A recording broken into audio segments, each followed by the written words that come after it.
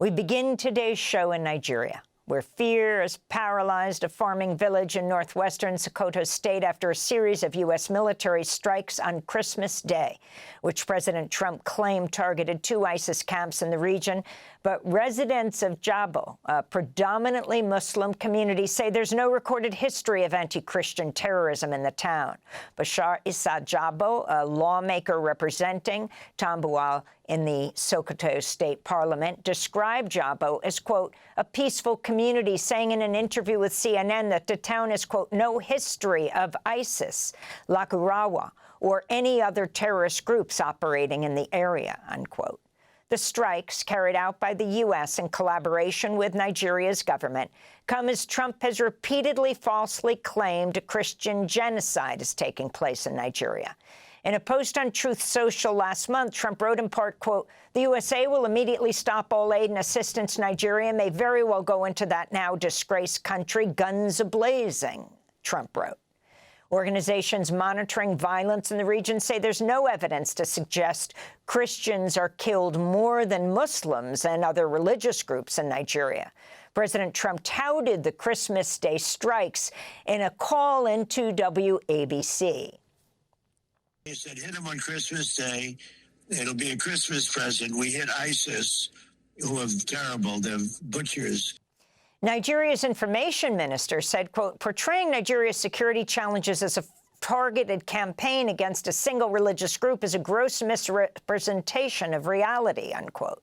This all comes as a suicide bomber detonated an explosive inside a mosque in Nigeria's Borno state Christmas Day, killing 5 worshippers and injuring 35.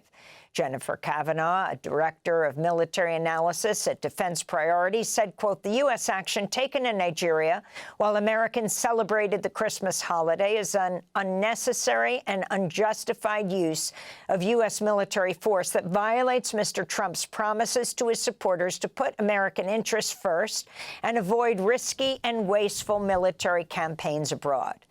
Meanwhile, the U.S. Africa Command confirmed strikes on Somalia, which took place over the course of 4 days, from December 22nd to Christmas Day. For more, we're joined by Yinka Adegoke, Africa editor for Semafor, an independent news platform. He was the founding editor of Quartz Africa. Thanks so much for being with us, Yinka. If you can talk about what President Trump said this was a Christmas gift.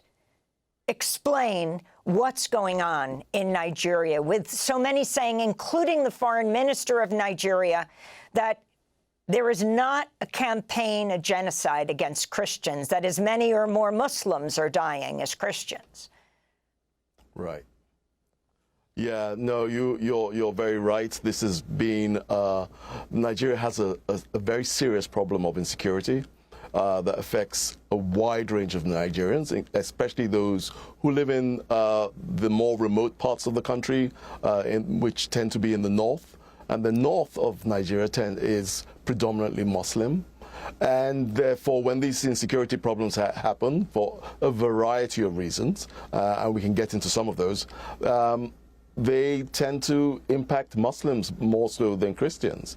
But over the years, of course, Christians have also been attacked. Some churches have been attacked, just as mosques have been attacked, because obviously churches and mosques tend to be fairly vulnerable and easy targets. But, you know, there was almost a sort of a callousness to the way President Trump referred to a Christmas present when, you know, their real lives are at stake here. People have been killed. People are living really insecure lives, and it's not just because they're Christians or because they are Muslims. It's because there's a general problem of insecurity in this region, often fueled by, frankly, just poverty. Lots of young people without work to do are easily engaged in these kinds of violent acts in order to survive, frankly. But you know, it's the thing that is overall that is really problematic about what President Trump is doing here is that you have a country that definitely does have a problem, and in fact maybe some of these strikes will have a short-term impact, but they don't really address the sort of underlying problems. And it feels like, you know, the U.S. is almost exporting its own sort of culture wars about, you know, the kinds of things that evangelical Christians have pushed for a long time, about Christians being persecuted around the world, and sort of, you know, projecting this onto Nigeria. And to what extent do you think this is to appease them, Christian evangelicals, who've not only been talking about this in Nigeria, but in other places as well? Yes. Nigeria, what, evenly divided between Christians and Muslims, Yinka? Yes, correct. Correct. Evenly divided between Christians and Muslims, and it really does feel like this is more so. If you use his term of Christmas present, it felt more like a Christmas present for the evangelicals, you know, parts of his constituency, that his base, as we say, right? More so than the actual Christians in Nigeria.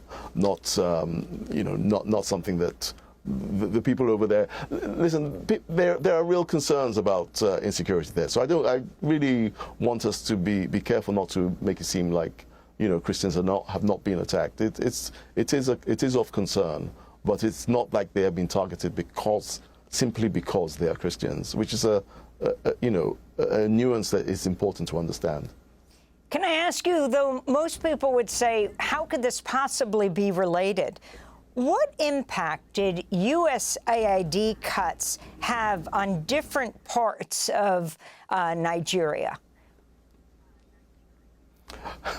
I think that's such a fantastic question, because I think I think this is the thing that, you know, everyday Americans do not sort of appreciate, the work that that America had done for decades with USAID.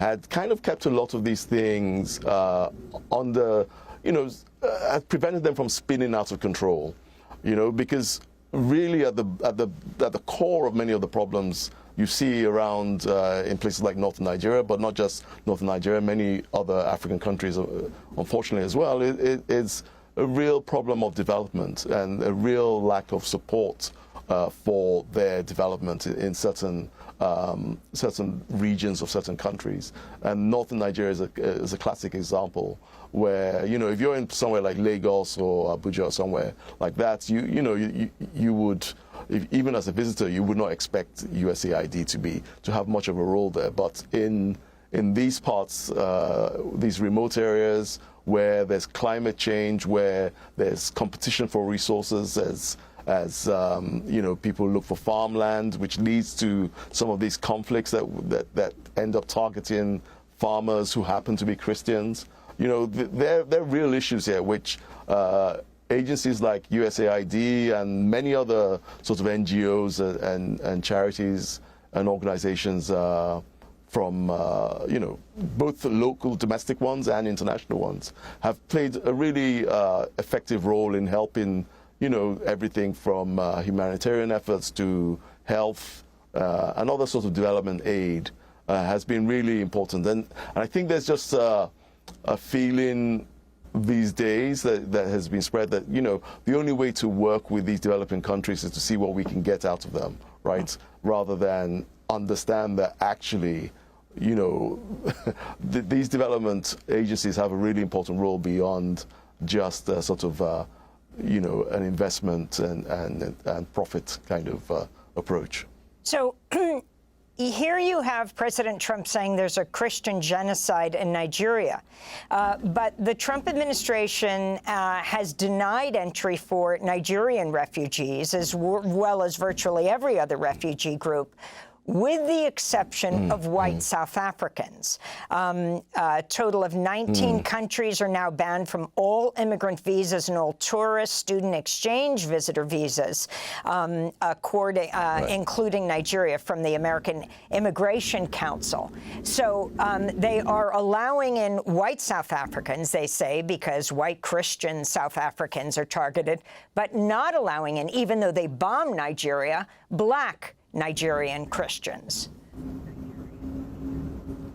Yeah, I mean, it goes back to that point, that earlier point, right, about the sort of the exporting of of the American culture wars, right? Like this idea of they're killing Christians, let's go, there's a Christian genocide, or there's a white genocide in South Africa. Neither of these things have been, by every sort of expert, anyone who pays attention to the details, no one believes this has said this is true, right? But it's just, let's say the thing that keeps our base happy and export this sort of concerns. Meanwhile, it creates all sorts of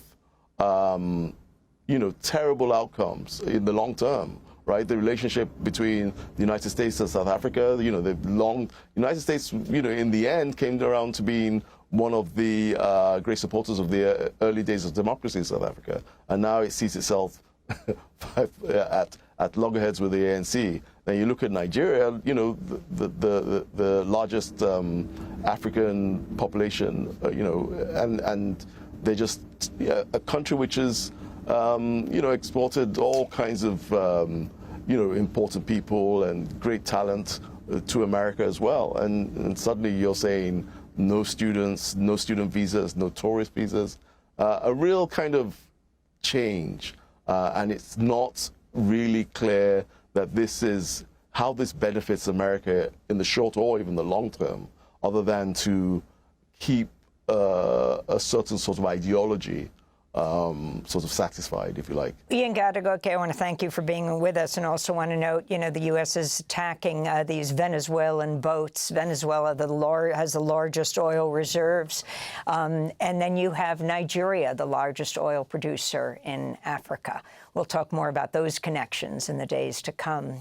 Thanks for watching Democracy Now! On YouTube. Subscribe to the channel and turn on notifications to make sure you never miss a video. And for more of our audience-supported journalism, go to democracynow.org, where you can download our news app, sign up for our newsletter, subscribe to the daily podcast, and so much more.